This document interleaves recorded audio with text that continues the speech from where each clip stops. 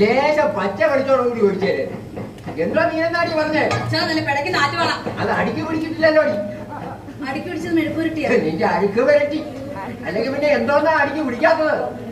ഉച്ചക്കിത്തിരി mutton മേടിക്കാമെന്ന് വിചാരിച്ചതാ. പക്ഷെ കാശ് കൂടുതലാണെന്ന് പറഞ്ഞ് നീ എനിക്ക് സ്വസ്ഥത തരത്തില്ലല്ലോ.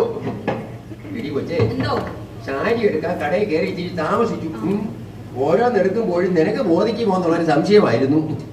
ഷീയുടെ അമ്മയ്ക്ക് ഞാൻ പലപ്പോഴും സാരി വാങ്ങി കൊടുക്കുമായിരുന്നു. പുല്ലിനൊന്നും ഇഷ്ടപ്പെടില്ല. പിന്നെ പിന്നെ കാശ് കൊടുക്കും. നിനക്ക് ഇഷ്ടമുള്ളത് മേടിച്ചോളാൻ പറയും.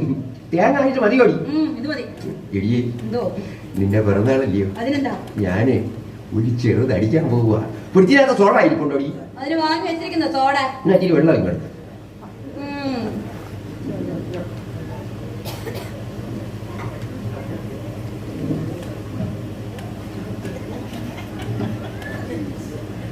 ചൂട് അരിങ്ങാലോ അത്ര നല്ല ശീലങ്ങളൊന്നും അല്ല. ഇതിന്റെ പിറന്നാളായിട്ട് ഞാനൊന്ന് കണ്ണടയ്ക്കുക.